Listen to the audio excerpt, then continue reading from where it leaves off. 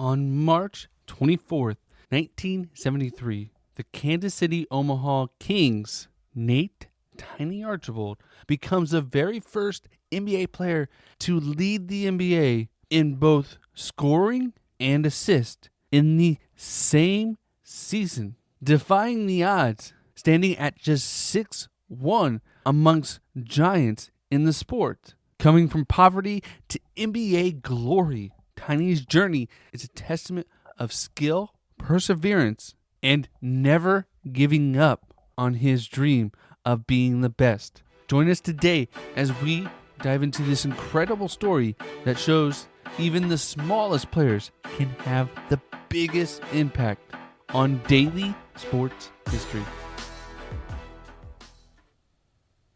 Ryan Seacrest here. When you have a busy schedule, it's important to maximize your downtime. One of the best ways to do that is by going to ChumbaCasino.com. Chumba Casino has all your favorite social casino games like spin slots, bingo, and solitaire that you can play for free for a chance to redeem some serious prizes. So hop on to ChumbaCasino.com now and live the Chumba life. Sponsored by Chumba Casino. No purchase necessary. VGW Group. Void where prohibited by law. 21 plus. Terms and conditions apply. Welcome to Daily Sports History. I'm Ethan Reese, your guide, as you daily learn more about sports history, increasing your sports knowledge. As today we dive into Tiny Archibald and his incredible 1973 season. And today's trivia question to listen out for is, how many 40-point games did Tiny Archibald have in his 1973 season? Listen throughout the episode to hear the answer, and if you miss it, I'll give it to you at the very end. So Nathaniel Tiny Archibald was born in 1948 in the South Bronx of New York City and was the second of 6 kids. And he had to struggle for everything throughout his childhood. And by the age of 14, his father had left the family, leaving him the head of the household.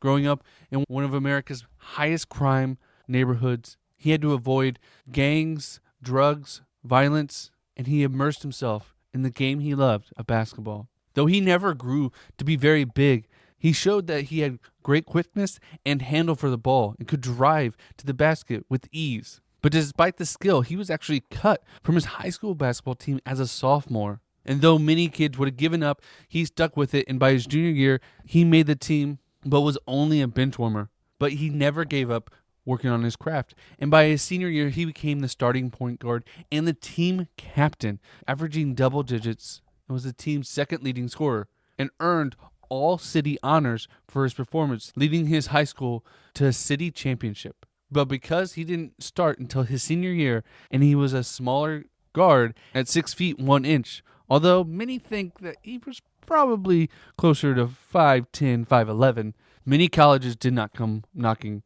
and he struggled in the classroom as well. So he had to actually spend a year at Arizona Western College, a 2-year junior college, and this is where he really blossomed. He averaged an impressive 29 points over 27 games, proving he was dominant at a higher level of competition. And then one legendary coach came stepping in Don Haskins from Texas Western University, and offered him an opportunity. Now, we covered Texas Western in a previous episode when they were the first team to start 5 African-American players in a championship game and won. And 3 players from that championship team came from New York.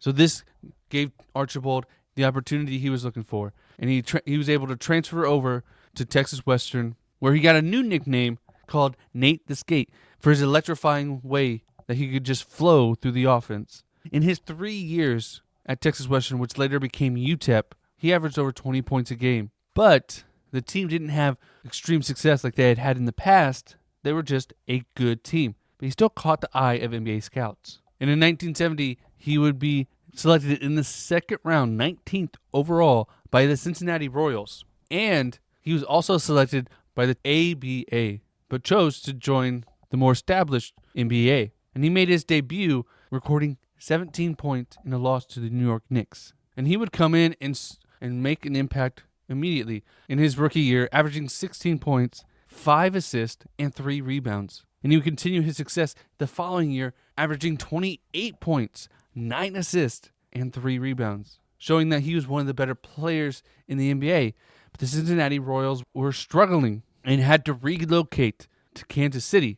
But this was an unusual system because Kansas City and Omaha wanted to share the team. So they would play half games Kansas City, half games in Omaha. But Kansas City already had a team called the Royals, and they didn't want that confused. So they changed their name to the Kings. So they became the Kansas City Omaha Kings. In 1972, in his third season in the NBA, would be one of the greatest seasons in NBA history. He would average 34 points a game, leading the league and setting a record for the most points by a guard at that time. At that time, the league was led by centers and big men. And this came from how efficient he was. He shot almost 49% from the field and 85% from the free throw line. And in 18 games that season, he would score over 40 points, 3 of which he scored over 50. But that wasn't the only thing. He also averaged 11.4 assists a game, leading the league in total assists,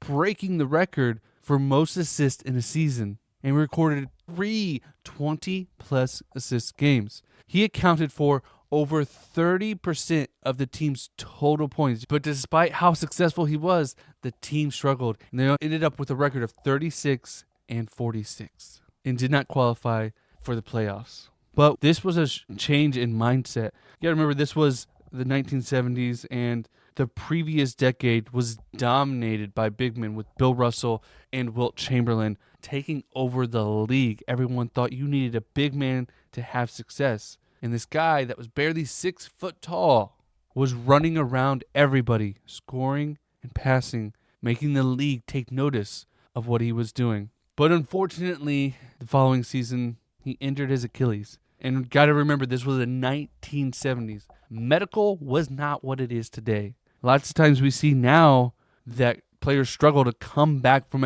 an Achilles injury to what they were before, let alone over 50 years ago. But you see, he was still able to play 35 games that year, average 17 points and almost 7 assists. Though it was a decline from the previous year that was record-setting, it's still impressive for a guy that had an Achilles injury.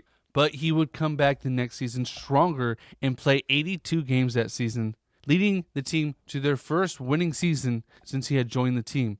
And he averaged 26 points and almost 7 assists, earning another All-NBA selection. Although in the playoffs against the Chicago Bulls, he struggled, only averaging 20 points and 5 assists. And they would lose in the Western Conference semifinals. Due to his decline, he was actually traded to the New York Nets the following season, 1976, where he would average 20 points in just 34 games before sustaining a severe foot injury that took him out for the next season. And again, he would get traded to the Buffalo Braves, where he tore his Achilles again before the 1977 season and would not play a single game for the Buffalo Braves. Then, in 1978, he would join the Boston Celtics as part of a 7-player trade. As he struggled battling back from his injury, he also adjusted his play thinking because the Boston Celtics did not need him to score 30 points a game. They needed him to facilitate the offense. So he adjusted his game,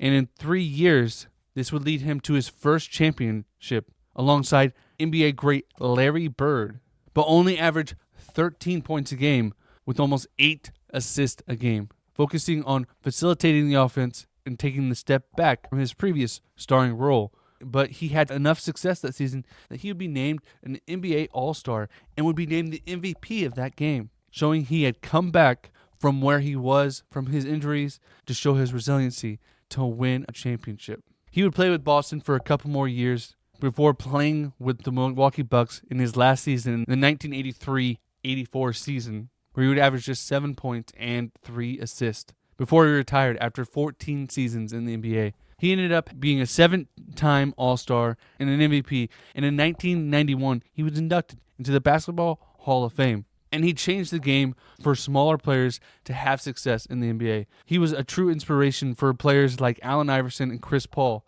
both of which had major success in scoring and assist. And it was included in the NBA's top 50 players of all time in 1996 and top 75 in 2021. He finished his career with over 16,000 points and over 6,000 assists. And his season of 34 points a game and 11.4 assists is arguably still one of the top 5 seasons by any player of all time. My question is, do you think it's the best? I want to thank you for listening to today's Daily Sports History. If you liked this episode, please follow us on our socials. We're Daily Sports History on Twitter, Facebook, Instagram, Blue Sky, Mastodon, Threads, LinkedIn. Wherever you like to socialize, we're there. Join us so you can see pictures and videos of my episodes. And come back tomorrow for more Daily Sports History. And did you catch the answer to today's trivia question? How many 40-point games did Tiny Archibald have in his 1973 season? And the answer is a total of 18 games, which also included 3 50-point games during this incredible, legendary season.